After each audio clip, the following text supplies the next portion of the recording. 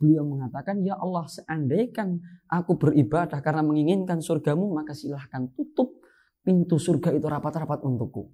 Ketika aku beribadah karena menginginkan jauh dari nerakamu, maka silahkan buka pintu neraka itu lebar-lebar untukku.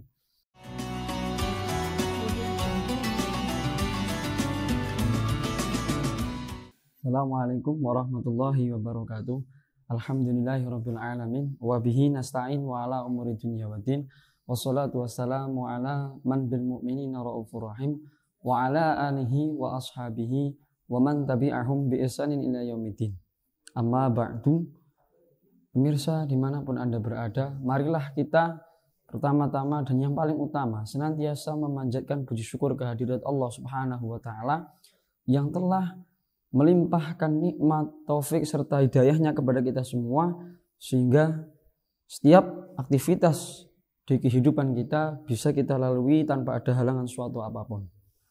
Yang kedua kalinya, ziyadah rahmat dan salam semoga tetap tercurahkan kepada junjungan kita Nabi besar Muhammad SAW, yang semoga dengan wasilah sholawat dan salam tadi kita termasuk golongan umat beliau yang berhak mendapatkan syafaatnya minad dunya hatal akhirah. Amin Allahumma amin. Pemirsa dimanapun Anda berada, ikhlas adalah sesuatu yang sering kita ucapkan tapi merupakan hal yang sangat berat untuk kita lakukan.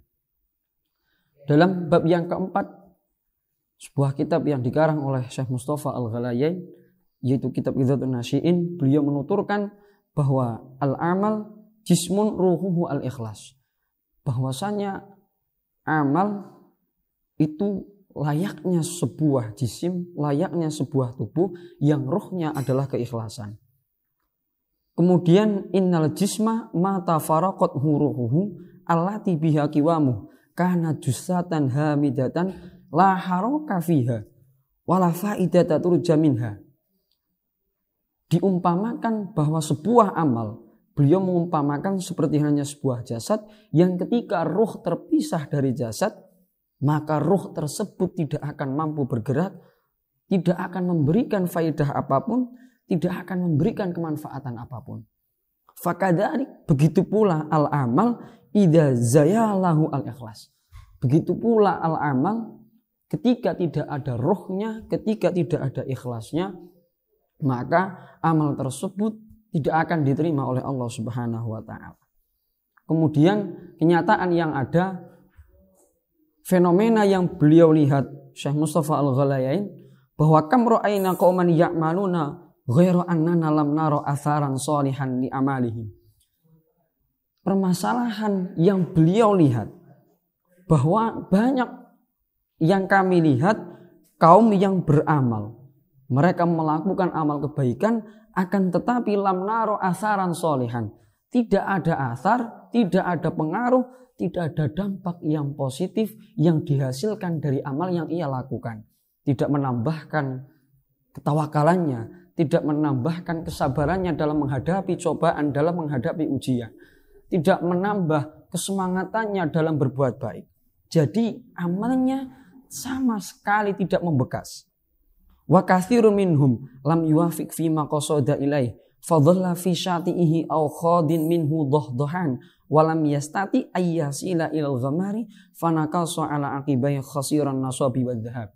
Yang ada hanya kerugian yang ia peroleh. Jadi dia sudah bersusah payah beramal, akan tetapi hanya kerugian yang ia dapatkan. Dan kemudian walaysa li hadzal amri min sababin. Dan tidak mungkin ini semua, problem ini semua tidak ada sebab. Tentu ada sebab. Dan sebabnya adalah ila annal ikhlas lam yakun ra'ida hadhil fi'ah. Tidak ada ikhlas di dalamnya. Tidak ada ikhlas dalam beramal. Sebuah kisah yang luar biasa. Salah seorang mu'allif kitab Al-Jurumiyah, beliau setelah selesai mengarang kitab tersebut, kemudian beliau hanyutkan ke sungai. Kemudian beliau berkata, ketika karangan ini, ketika taklifan ini nanti akan bermanfaat, maka akan diambil oleh seseorang, kemudian diajarkan dan diamalkan. Dan terbukti hingga sekarang karena keikhlasan beliau, akhirnya Allah Subhanahu wa taala menghendaki manfaat yang luar biasa dalam kitab yang beliau karang. Hingga sampai sekarang bahwa kitab Al-Jurumiyah merupakan kitab yang populer dan bahkan menjadi dasar pokok ilmu gramatika bahasa Arab. Ini karena keikhlasan yang beliau munculkan dalam hatinya ketika beliau menyusun kitabnya.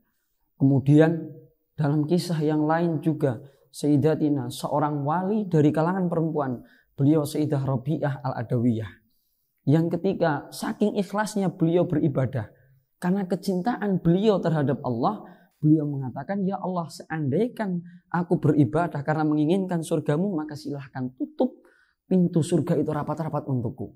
Ketika aku beribadah karena menginginkan jauh dari nerakamu, maka silahkan buka pintu neraka itu lebar-lebar untukku. Ini merupakan keikhlasan yang luar biasa yang dihasilkan dari kecintaan Sayyidah Rabi'ah Al-Adawiyah terhadap Allah Subhanahu wa taala.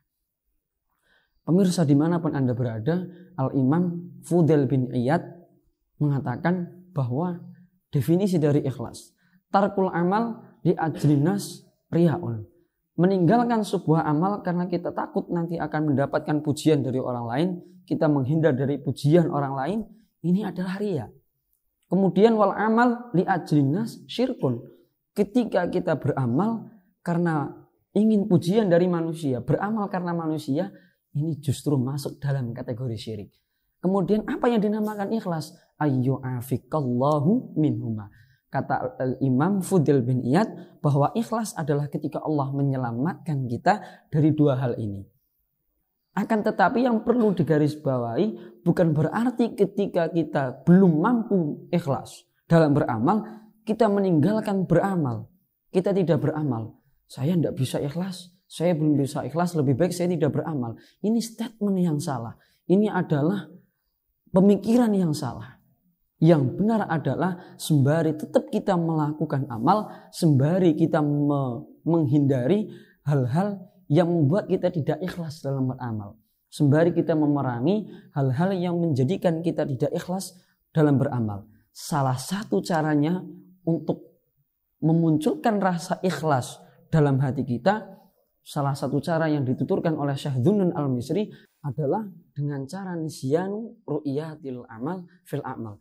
Dengan cara kita melupakan semua amal baik yang telah kita lakukan. Biarkan amal baik yang berlalu biarlah berlalu. Ini adalah salah satu cara untuk memunculkan rasa keikhlasan dalam hati kita yang dituturkan oleh beliau Syekh Dhunnun Al-Misri. Inilah keikhlasan. Sekelumit dari keikhlasan, semoga kita termasuk golongan orang-orang yang mukhlis, orang-orang yang mampu memurnikan hati kita dalam beramal walaupun diri kita belum mampu untuk ikhlas. Oleh karena itu, tetaplah semangat dalam beramal walaupun kita belum bisa ikhlas, disanjung tidak terbang, dicaci tidak tumbang. Demikian yang dapat saya sampaikan, kurang lebihnya mohon maaf yang sebesar-besarnya. Hadanallahu wa iyyakum ajma'in. Wassalamualaikum warahmatullahi wabarakatuh.